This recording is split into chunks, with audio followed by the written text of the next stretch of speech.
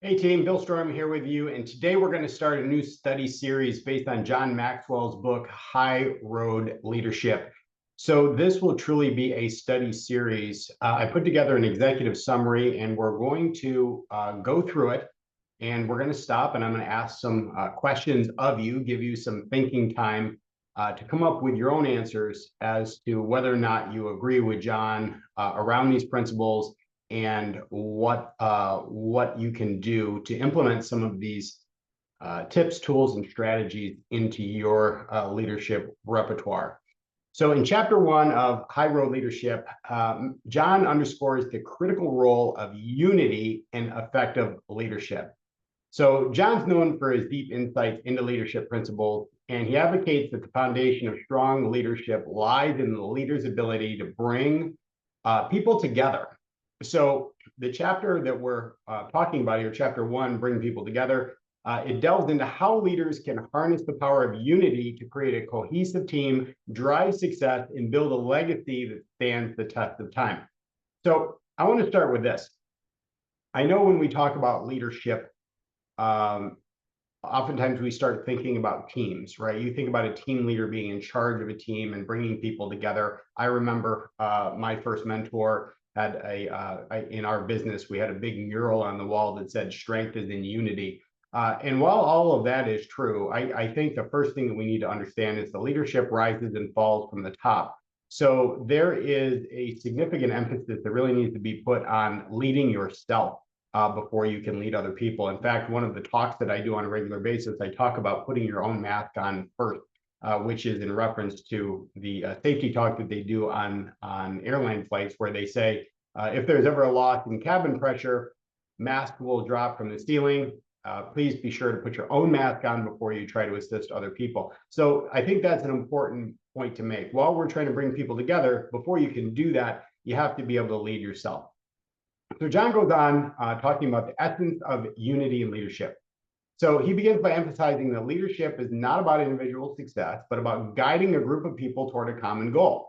Unity, therefore, becomes the bedrock of effective leadership. And a leader who can unify people from diverse backgrounds, perspectives, and skills can achieve far more than one who focuses solely on their own individual capabilities. Now, this, I believe, is very, very true.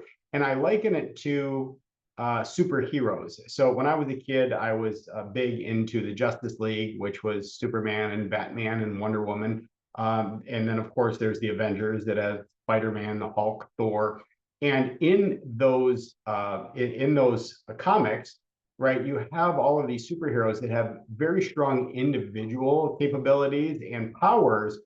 But when they all come together, they become unstoppable because of their unique skills and talents, and they can't duplicate each other. And it's interesting because many leaders have a big ego, and certainly Superman can defend the world, but when he puts his powers along with the other powers of the other members of the Justice League, he can multiply his efforts and get the job done much quicker and much more efficiently. So the role of the leader as a unifier.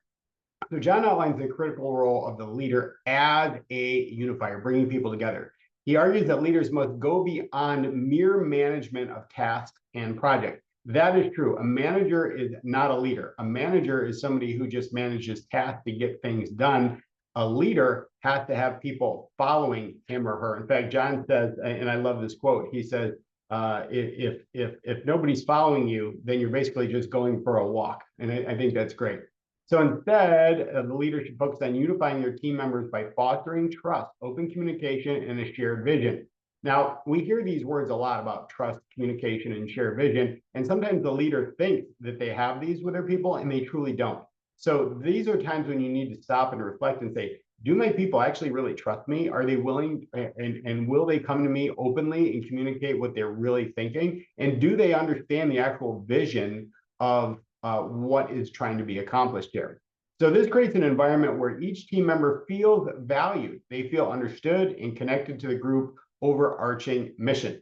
Now, John also touches on the importance of emotional intelligence in leadership. So he suggests that leaders who can empathize with their team members, not sympathize, right, not feel bad for them, but empathize with their team members, understand their concerns, and address conflict constructively are more successful in uniting their teams. Such leaders do not shy away from difficult conversations. And I would say that is very true. You don't run from the problem, you run toward it, right? So John says you approach them with a mindset of reconciliation and growth. Now, building a culture of unity. John emphasizes that unity is not a one-time achievement, right? It takes work to build a team that can actually work together. We saw that a lot in the first U.S. Olympic basketball team, where you had all of these amazing players, but they couldn't play together. So this is a big challenge for leaders to be able to get everybody to play together. So he says you need to build a culture that has to be cultivated continuously. So John advises leaders be intentional. That word comes up a lot in his talk. Be intentional in your efforts to build and maintain unity with your team. This involves setting clear expectations, encouraging collaboration, and recognizing the contributions of each team member. We don't look down on those things. There are no bad answers. We want people to contribute and feel welcome doing so. So a key point that John makes is that unity does not mean uniformity. Leaders should celebrate diversity within their teams and harness the different strengths and perspectives that each member brings, right? We're all stronger and smarter together. That's something that you should always remember. Jot that down. We're all stronger and smarter together. So by doing so, you create a richer, more innovative environment that can adapt to challenges and seize opportunities more effectively. Overcoming obstacles to unity. How do we do that? Well, John acknowledges that achieving unity is not without challenges and problems. That's what you took on when you decided to be a leader. So he discusses common obstacles such as misunderstandings, conflict of interest, and resistance to change. So leaders must be proactive in identifying and addressing these issues before they escalate, right? Before they escalate. And this requires a leader to be vigilant, approachable, and committed to continuous improvement, right? We talk about that a lot, CANI, constant and never-ending improvement. So one of the strategies John suggests for overcoming these obstacles is to focus on the larger purpose or mission that unites the team. We have to constantly remind the team that when they're aligned with a clear, compelling vision, they are more likely to overlook these personal differences in these petty things and work towards the common goal. So here are a few takeaways for leaders. Number one, unity is essential.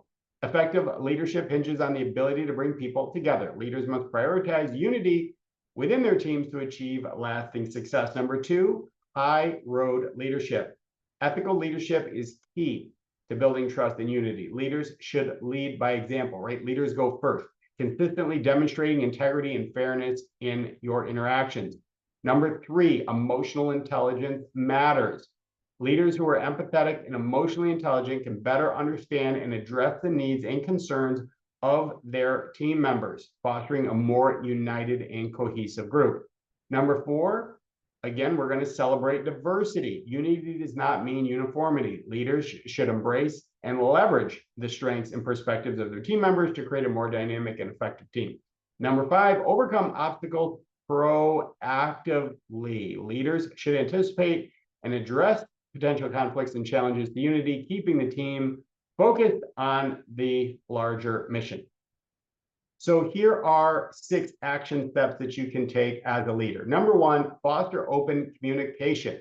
Regularly engage with your team members to understand their perspectives, concerns, and ideas. Create a safe space for honest dialogue. This is pretty simple. You simply sit with your team members and say, listen, I value your opinion. There are no bad answers. There are no crazy answers. We're all stronger and smarter together. So please understand that you can be very open with your communication with me, and I will honor it, and it is certainly welcome. Number two, set a clear vision.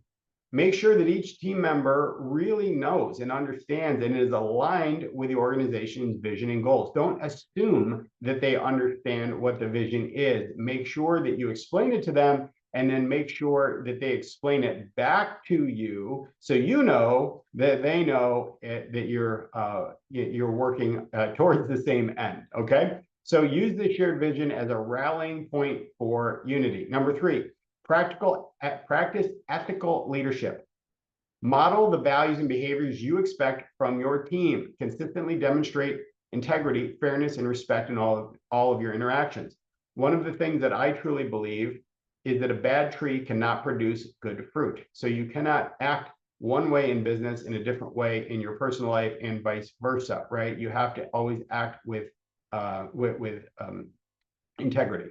Number 4, encourage collaboration. Promote a culture of teamwork by encouraging collaboration across different departments and functions. Recognize and reward collaborative efforts. Let people know, give them a good job note, give them an attaboy or an attagirl for working with another department to get closer to achieving the common goal. There is no they and us, right? It's we. Number 5, address conflicts constructively. When conflicts arise, address them promptly and constructively. Focus on finding solutions. One of the things that I find that are very common when I sit in on a board member group is there are a lot of problems that get thrown out there, but not a lot of solutions. So there's nothing worse than when you're the leader, when people are just coming to you with problems, when they also haven't come to the table with potential solutions. So make sure that you encourage people that before they show up at the meeting, if there are some challenges or there are some problems, make sure that for every problem that they show up with, that there's at least 5 solutions that they may have thought of that might work to solve the problem. Number 6, celebrate success together. Regularly acknowledge and celebrate when you get a win, when you get a victory, when you get an achievement. It not only boosts morale, but also reinforces the sense of unity within the group. So by implementing these strategies, leaders, you and me, right, we can lead from the front and we can effectively bring people together, creating unified, motivated, and high-performing teams that are well-equipped to achieve the organization's goals. I hope you enjoyed that today. If you're going to participate in the study, please make sure that you order a copy of John's book, High Road Leadership, and you reference the worksheets and materials that go along with it. If you aren't participating in the 12-week series or you don't know what I'm referring to, please make sure that you reach out so I can get you all the details.